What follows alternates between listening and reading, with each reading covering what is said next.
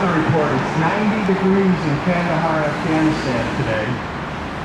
And our soldiers are wearing an 8-pound Kevlar helmet and 45 pounds of flak jacket. Good morning on this fine Navy day.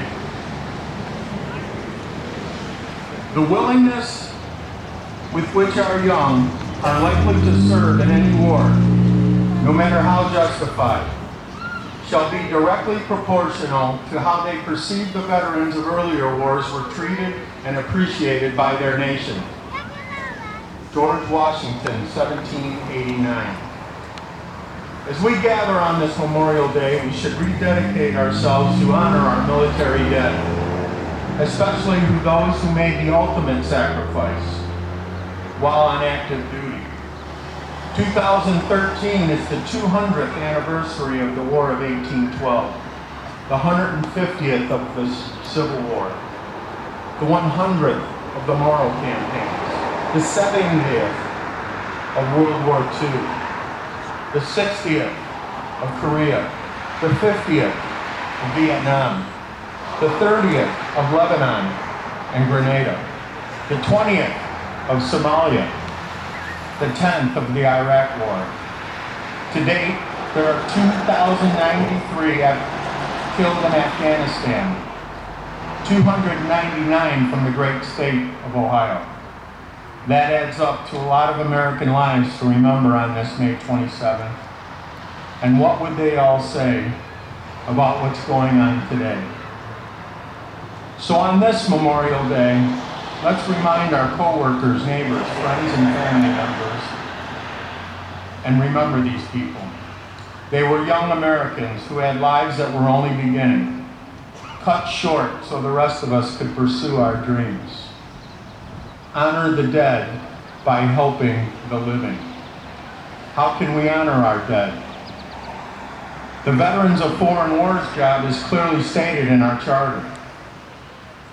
That the purpose of this corporation shall be fraternal, patriotic, historical, charitable, and educational, to preserve and strengthen comradeship among its members, to assist worthy comrades, to perpetuate the memory and history of our dead, and to assist their widows and orphans, to maintain true allegiance to the United States of America and fidelity to its Constitution and laws, to foster true patriotism, to maintain and extend the institutions of American freedom, and to preserve and defend the United States from all her enemies, whomsoever.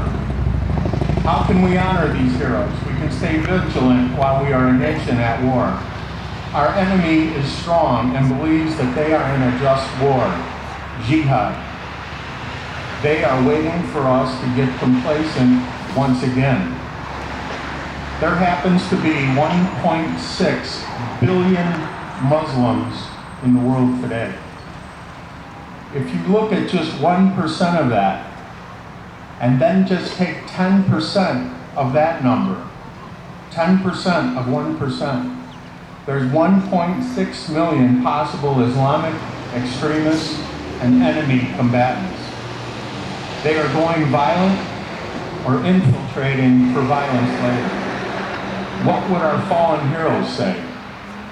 The VFW not only helps our veterans, we help our active duty brothers and sisters fighting and defending our shores.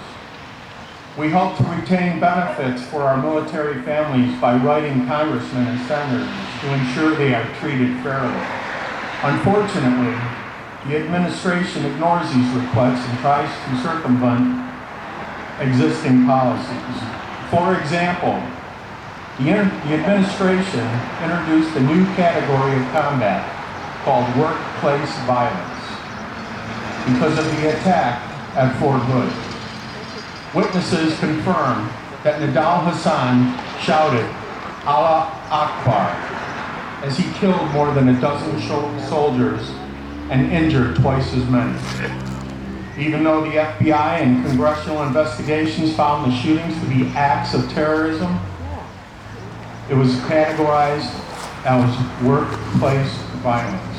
This prevented those killed and injured at Fort Hood from being awarded the Purple Heart. The Defense Department claims the reason is that giving Purple Hearts to Fort Hood victims could taint Nidal Hassan's chance at receiving a fair trial. Does anybody realize that because it is called workplace violence, the families of the dead and injured are denied benefits? There is a lawsuit pending, so this can be changed to combat-related deaths. What would our heroes say? This is a war on terrorism, whether in Afghanistan, Fort Hood, or Benghazi. Does anybody really think the Boston Marathon attack was an isolated incident by two self-radicalized brothers when one brother had traveled to Chechnya, the capital of training terrorism?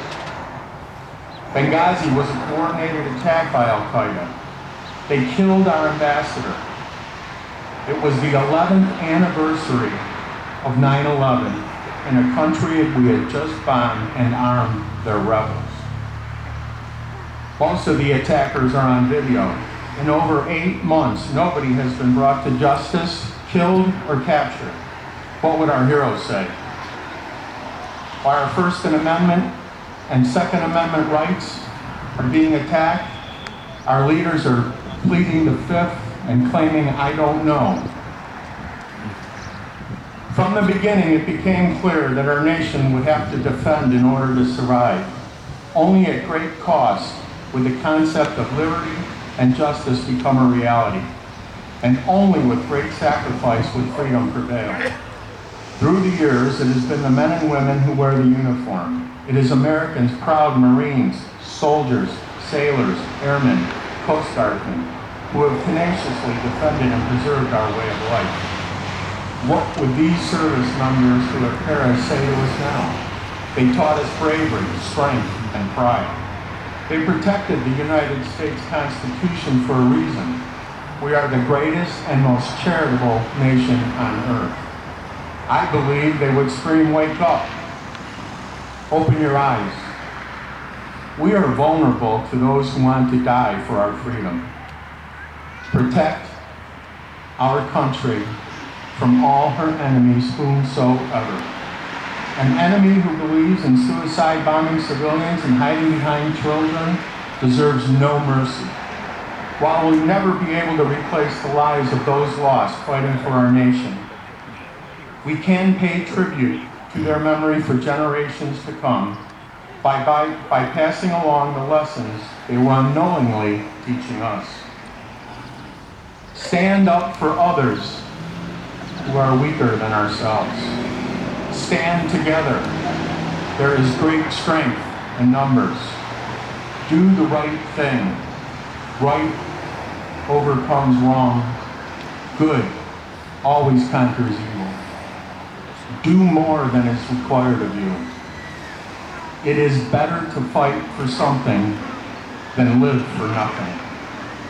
With our fallen heroes and their families in mind, I ask that before each of you leaves here today, you make a promise that you will never forget, that you will live by the same principles that our fallen stood for.